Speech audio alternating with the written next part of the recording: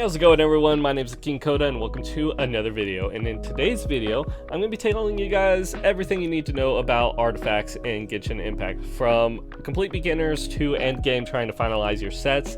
It's all going to be in here, and I'm going to have timestamps down below so you guys can jump to segments that you need.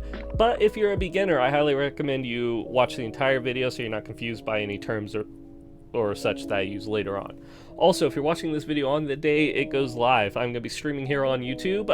It's Genshin Impact's anniversary, so I hope you'll come and enjoy. You should be able to go on my channel and join a waiting room where you can hit set a reminder so you know as soon as I go live. Let's get right into the video.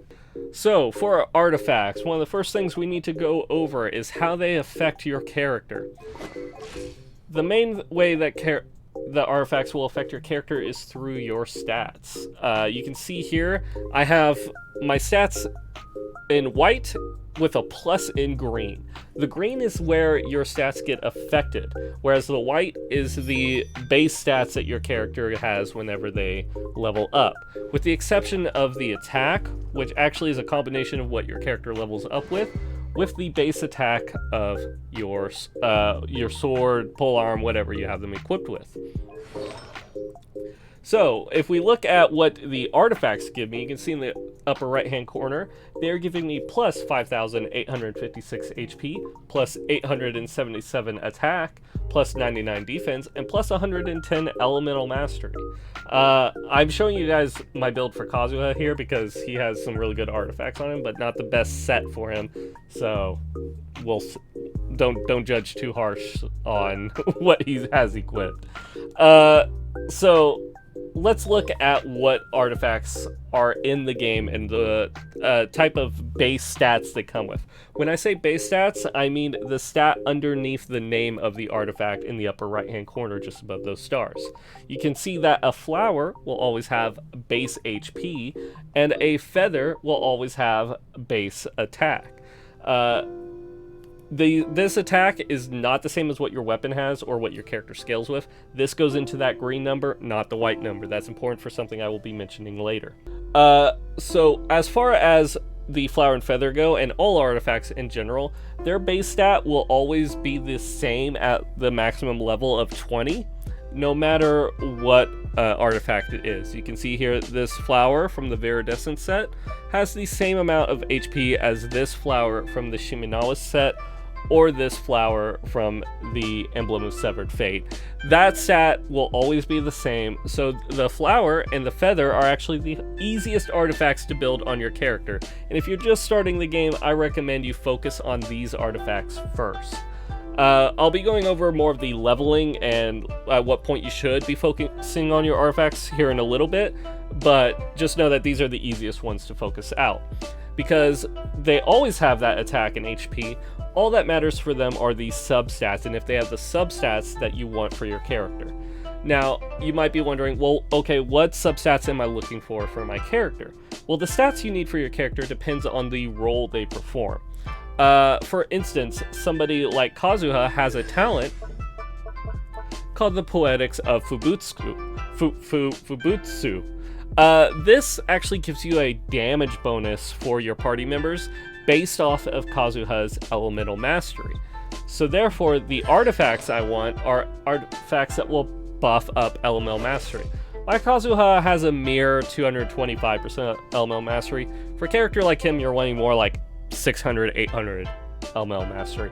But he's kind of built as his own main DPS, not to buff up the party members right now, which is why I said he's not built quite right.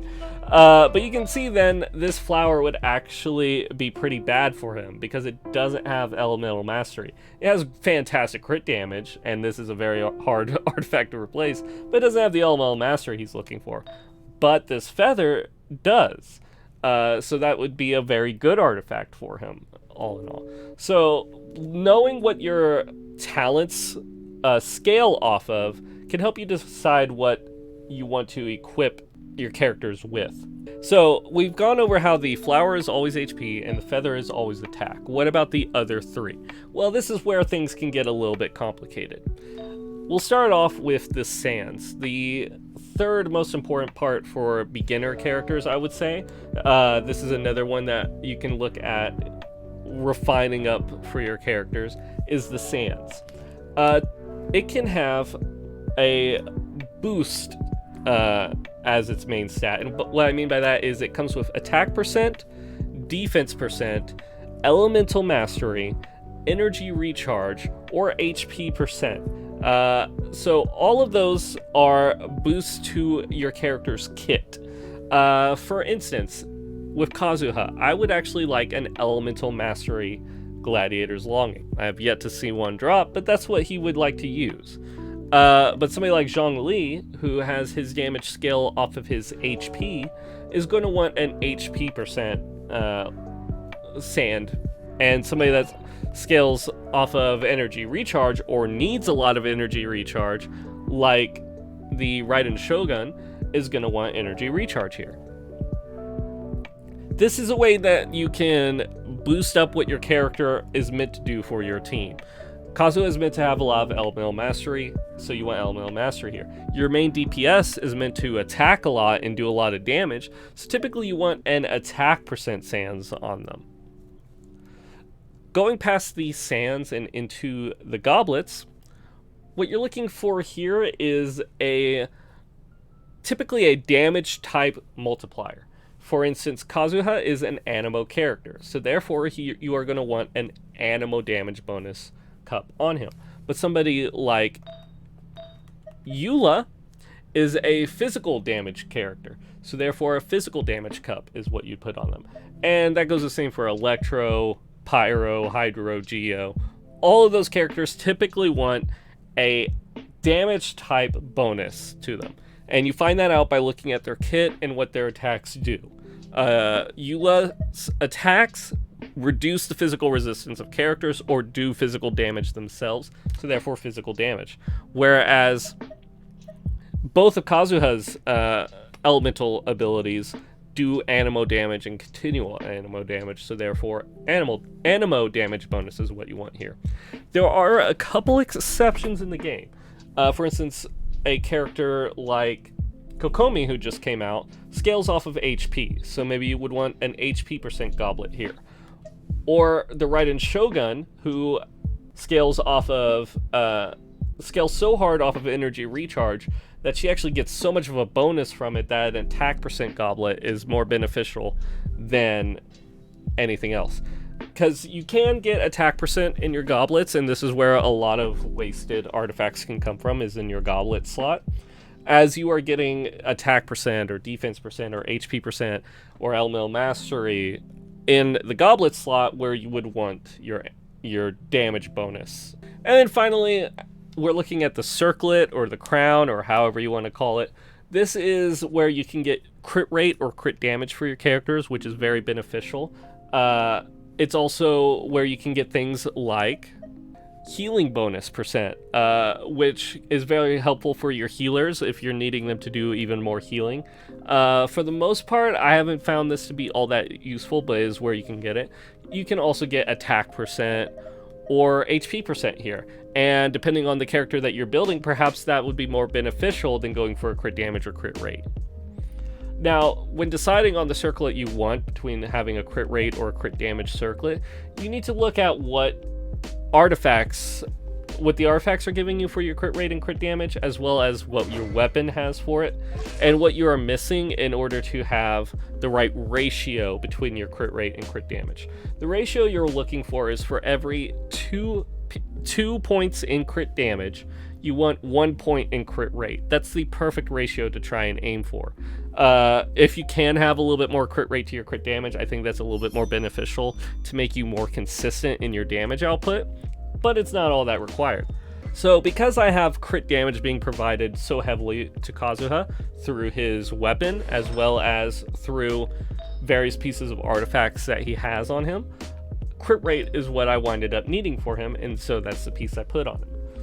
When it comes to circlets, the ones you really want are the one that has a crit rate, a crit sub, and a crit main stat. For instance, this headpiece has crit rate as a main stat and crit damage as a substat. I'm saying crit so much it's losing all meaning to me. Whereas a piece like this isn't the best in the world because all it's providing me is that crit rate and absolutely no crit damage. So now that we determined what the stats you can get on the pieces are, what about the set bonuses for a character? Well, those can kind of depend on what your character needs to do. Every artifact set has 2 different set bonuses. They have a 2 set bonus and a 4 set bonus, where you need to have 2 artifacts equipped to the same set in order to get the 2 set piece, and 4 pieces equipped in order to get the 4 set piece.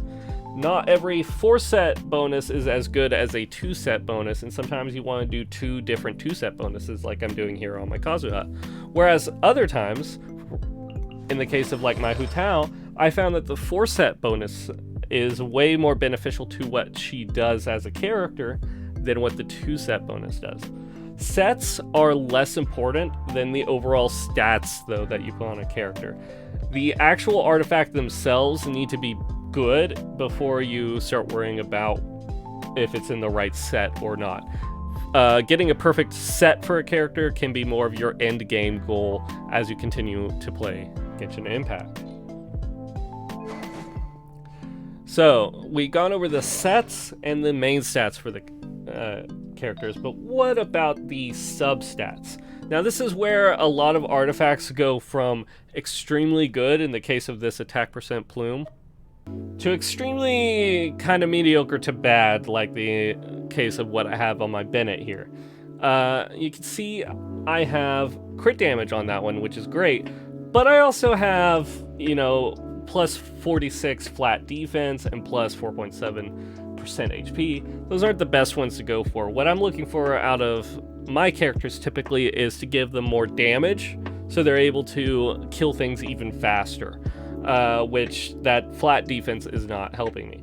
When it comes to substats, there are 2 types that you can get. You can get percentages or flats, and the flats are always worse than the percentage. This is because if we look at my Hu Tao here, she has the white number and the green number. The flat number will always just go straight into the green number. So say I had an artifact that had a flat 100 attack, it would just go into that 593 green number there.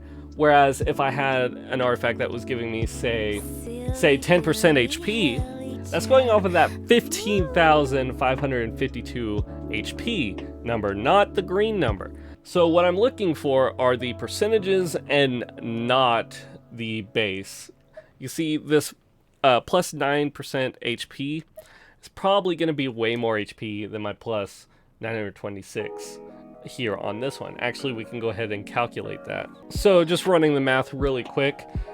This is multiple rolls into that flat HP in order to get that. I believe you get like 200 per roll into it, which I'll explain rolls in a little bit. Whereas the 9.9% HP that you have here, which is only like 1 roll into it, will give you 1,536 HP. So a percentage is always better than a flat, especially whenever you look at things like attack.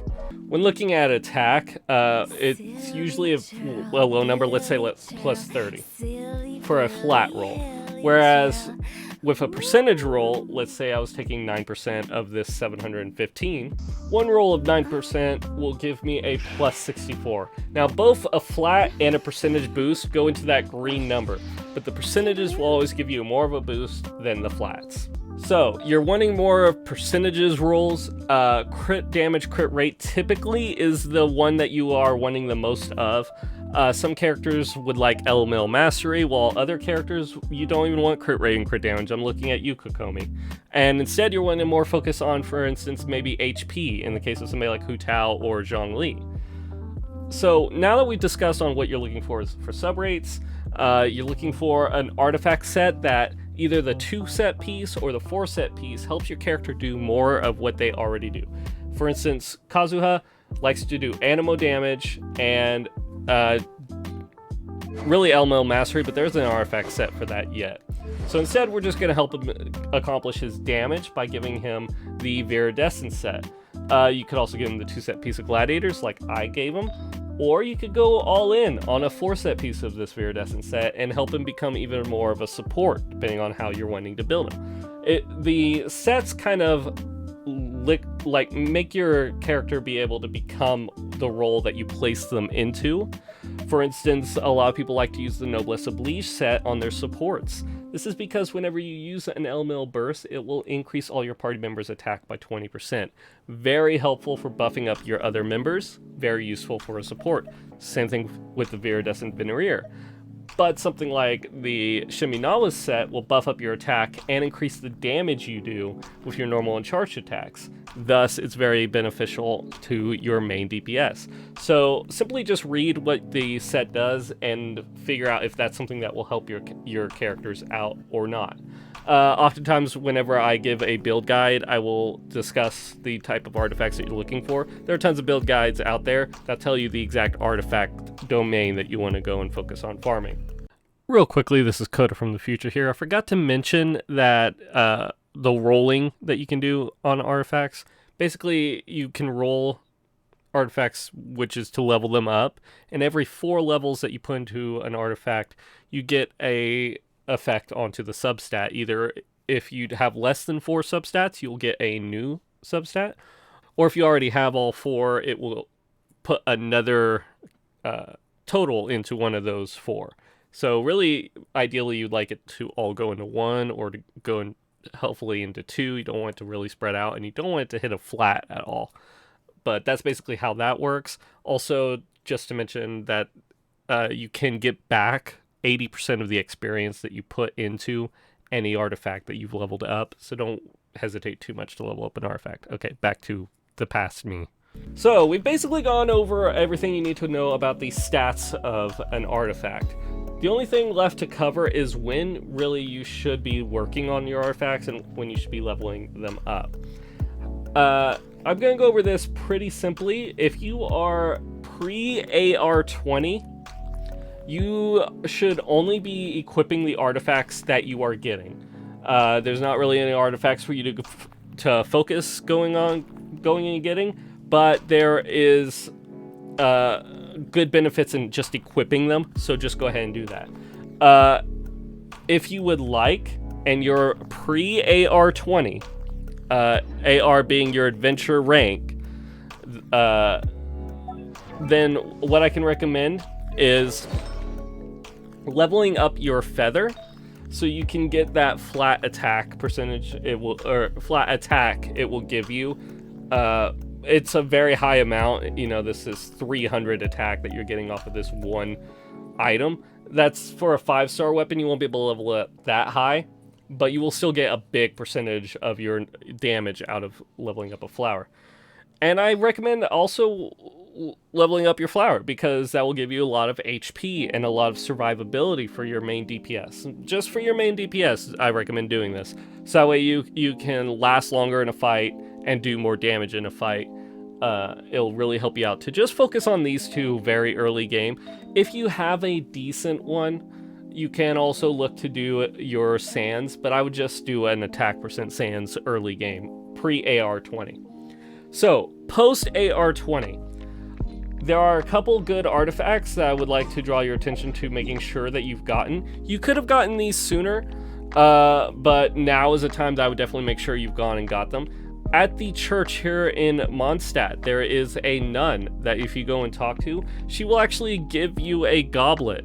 It is a 4-star goblet. It has a chance to roll for something that you need, and a 4-star is always going to be better than the 3 or 2-star item that you have equipped.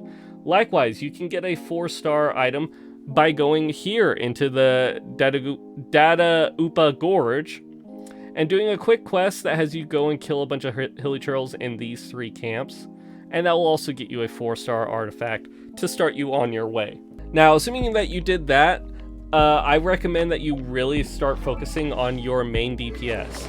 You should have their feather leveled, their flower leveled, you should have their hourglass leveled, and preferably an attack percent if they're your main DPS.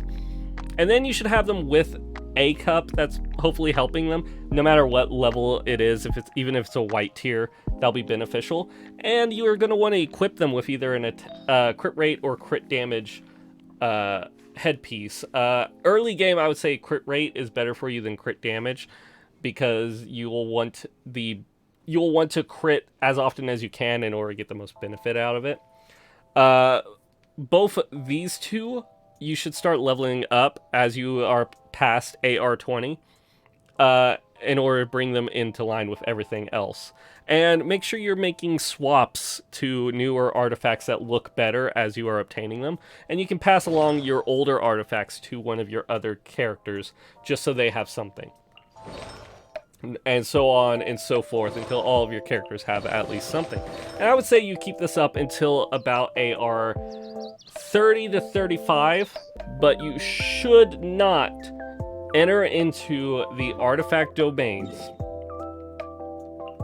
until you are about AR 40 to 45. Really, 45 is when you should do it, but I'm not going to say to not do it at AR 40. Just don't go heavy into farming.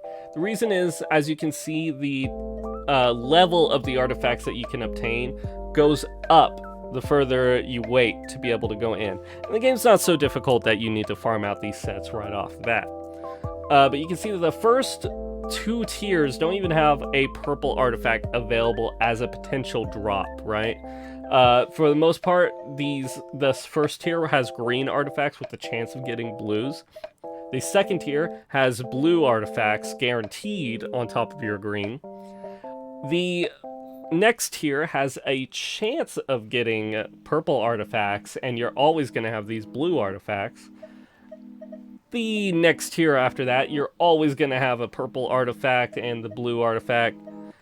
And then at AR 40, you have a chance. It's 1 out of every 3 runs to get a gold artifact. Then you will always be getting those purple artifacts and blue artifacts. And then you can, at AR 45, always get the gold artifacts. So AR 45 is the best time to use those moons, the fragile resin. I don't recommend using them until you hit AR 45. You should just use your daily resin to farm out. You should not touch your fragile resin until you hit AR 45, and then go ham into the artifact domains that you need for your characters. But you can start farming this as soon as you hit this tier 4. If you don't have anything else that you need to farm, you don't need to farm up any character ascension materials, any weapon materials, you don't need any talent materials. There's nothing else you need to spend your resin on. Then come and farm an artifact. And again, wait until you're at least at the tier 4 before the 5-star artifacts appear. Before you even do that, because you do not want to spend your resin and only get blues. You don't want to spend your resin and only get the chance of a purple. That's just gonna waste your time, and you have much better time fighting against, the bosses that you need for your ascension, or the talent books that you need for your characters. Those are much better uses of your resin pre-AR 45. AR 45 and on, now you're working on your sets. Now you're working on the end game of Genshin Impact. So that's it. That's everything that you need to know about artifacts in Genshin Impact. If I forgot anything or you have any questions, please let me know in the comments section down below. And again, I'm going to be streaming live on YouTube today. So if you have the free time, please stop by and have a chat with me there. I'll see you guys in another video. Peace.